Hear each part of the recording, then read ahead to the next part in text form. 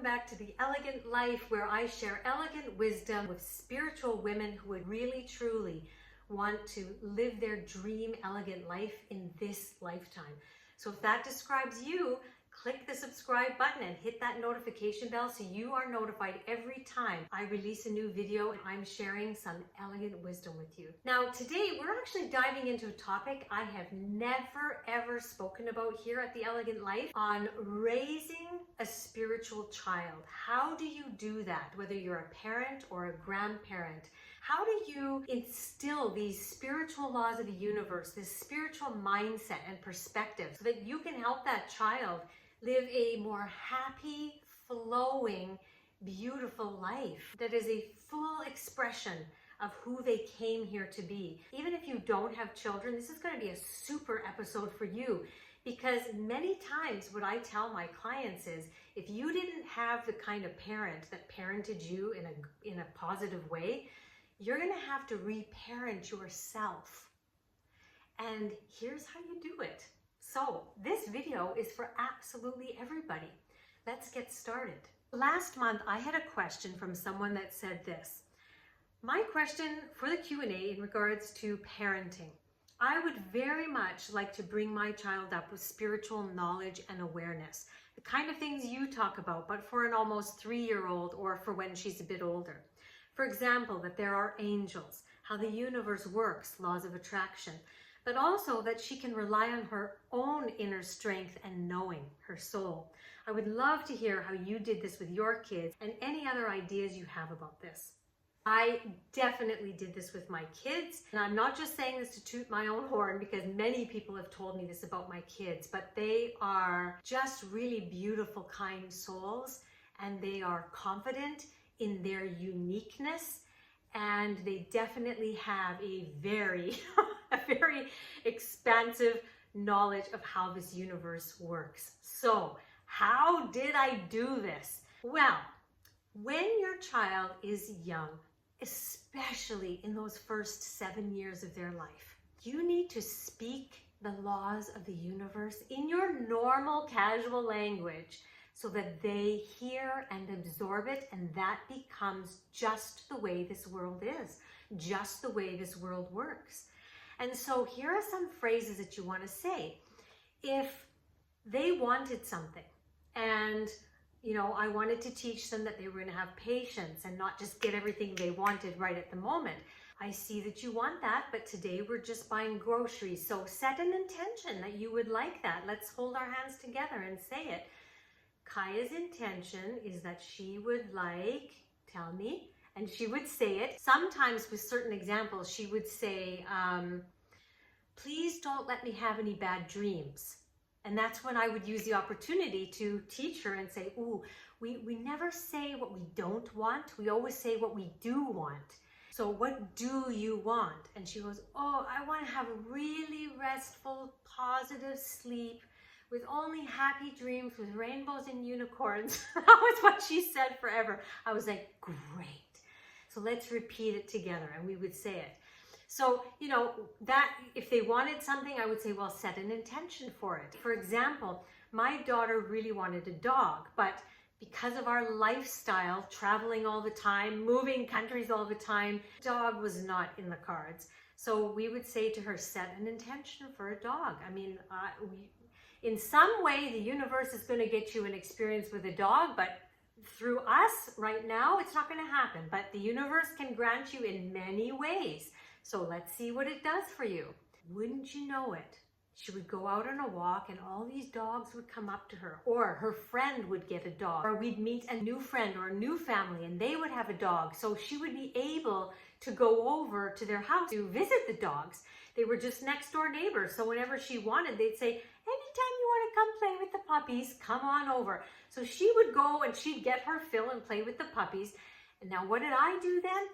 I reaffirmed to her, well, look at how good you are at manifesting, you little manifester, you.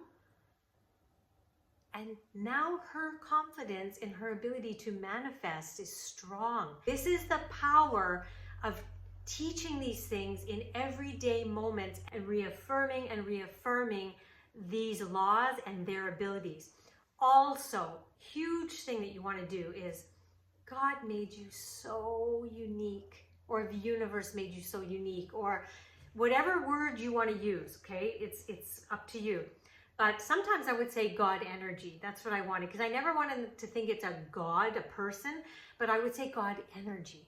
So I would say, oh, God energy created you so perfectly. And then I would say, what is your favorite thing about how God energy created you? And she would say, oh, my eyes, my hair, and this or that. But anytime her eyes or her hair would just kind of stun me with how beautiful they were, I would say, oh, you're so blessed. You're so blessed.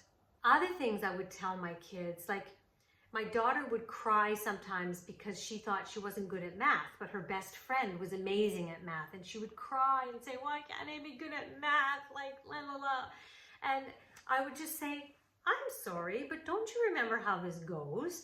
God energy creates you exactly how you are. And it didn't want you to have that as your unique characteristic, but you have this as your unique characteristic. So please honor what you were gifted with. That's what you're supposed to really shine in this world with. And then that characteristic that I told her about that was so unique about her, I would reaffirm that every time I saw her doing that. Look how good you are at that. Look how you handled that. Look how you helped that person. Look how you were able to express that in a kind way. That's a talent.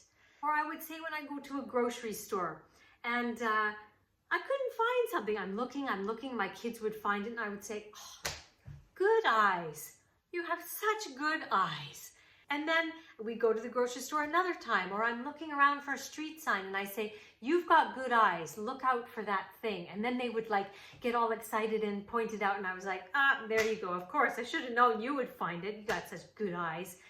And so it's about helping them realize that they were created to be unique souls and really pinpointing what it is and reminding them and affirming that over and over and over. My son knows what his uniqueness is. My daughter knows what she's unique about, and they appreciate it and they value and they honor it. They also know about manifestation. They know about making intentions, how to do them, how to do the clearing process. If something upsets them, I say, let's do the clearing process together. And we say those phrases. And this person that asked, you know that because you've been through the Elegant Art of Feminine Confidence program. So you can do that with them. Now, the other thing, that especially with my daughter, she has the correction in her life to overcome impatience and to want to control everything. And so if she's stressed or anxious about something, you know, sometimes there's moments where she's got a lot of homework to do. And now that she's getting older, there's different self-care things she has to do. And she was just talking to me at night because I always go and sit with her and just have a beautiful chat with her at night when she goes to sleep. And she'll share with me, I've been feeling so anxious lately. And I said, oh, why? And she'll say, I've got this, I've got this, I've got this. And I said, well, have you written it down? You know, have you gotten it out of your head and onto paper so that you can check it off? And she said, yeah, I've done that, but I'm just really stressed about it. And I said, you know why? You still haven't corrected this thing that you came here to correct. Because I've told my kids, you were created uniquely in very positive ways, and you were also given things to correct in this lifetime so that when you correct them, you really become expansive. And so I said, your thing to correct is being able to let go, and God energy just keeps giving you another opportunity to try. So here it is. You know, how could you just say to yourself, I've got it all written down. I'm going to check it off one by one. It always gets done. I always am more happy with the outcome than I thought. How can I just let it go and release it and like almost see it there and then step back from it? And so she practices and she practices and she practices. And I just remind her, oh, here's another opportunity. Can you let it go? And I've taught her the letting go process, which again, if you've taken my Elegant Art of Feminine Confidence program, you know that one is very good.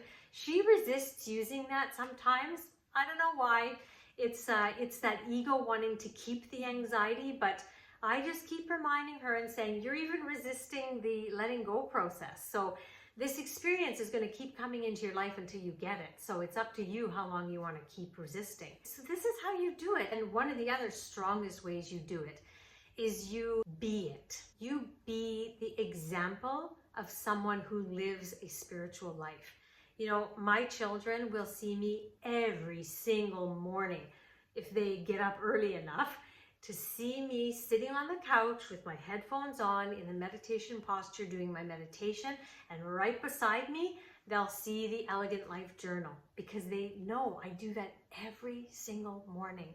And every time we get in a car, I say, my intention is that we have a smooth, safe, happy ride to the grocery store. Or my intention is that we find the perfect parking spot at the shopping mall. They're always hearing me out loud, setting the intentions, and then saying thank you to the universe. I'm like, oh, universe, you are so cool. Look at this perfect spot, kids. Or if it's after a little bit and we're driving around, they hear me surrender. And I'll say, well, maybe the universe knows we need more steps today. Maybe the universe wants us to get more movement. Okay, well, let's find our own parking spot.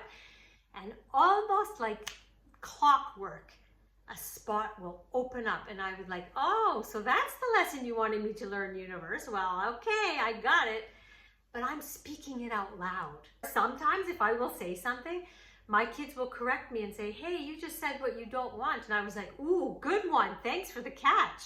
Or they'll even say, good eyes, mommy. So it's like a beautiful circle. So that is the advice that I would give you, whether you are a parent, whether you are a teacher, whether you are a grandparent, or you've got a niece or nephew. Anywhere you're working with children, you want to do these things. It is going to serve them in the most powerful, powerful way. I should say, one of the other things I do that really develops self-love within my kids, I have always helped them love and protect their body. So when we're eating things, I say, your body is going to be so happy. Those berries are going in and they're killing all the bugs that might want to make you sick. Or look at you taking care of your body. Wow, good choice. I never said to my kids, you can't have that. I would say, what does your body tell you? And they would say, oh, and they would hold it and then do the sway test. So is this good for me today? And they would sway forward or to the side or backwards. And they'd be shocked because sometimes the cookie would be forward. And so they would be like questioning, looking at me, and I'm like, yeah, maybe you want to ask how many cookies. So is one cookie good for me? Yes. Is 2 cookies good for me? No. Oh, well, your body only wants 1 cookie. It trains them listening to their own body. And that is something you want to create: self-discipline, self-love, self-reverence in your child or in the child that you're being with, okay? And again, I say, if you do not have children, you do this all for yourself. You talk about all the unique things about you, of how you were created, and you compliment yourself and you giggle and you hug yourself when you see yourself doing that or being that or looking like that. You compliment yourself and you thank the universe for making you that way. And if you feel yourself comparing yourself, you say, I wasn't supposed to have that. I have this, okay? Or you tune in with your body. You tell what you want and not what you don't want. You learn how to set intentions for what you want, and then you surrender to the universe, knowing and trusting and having certainty that because you had that desire, it's going to come some way. Maybe not the way you thought it was, but some wild way, and that's okay too. This is how you develop a spiritual life in yourself and in your child or the child that you're with, okay? So if you have any other questions, this is something I'm so committed to sharing, because those first 7 years are where all the trauma and all the baggage and all the beliefs and all the values come from and can really mess up someone's life and limit it. So I want to help you break free of that and for you to make that not an experience that your child has to go through. All right, on that note, Go make it an elegant week, and I will see you next time.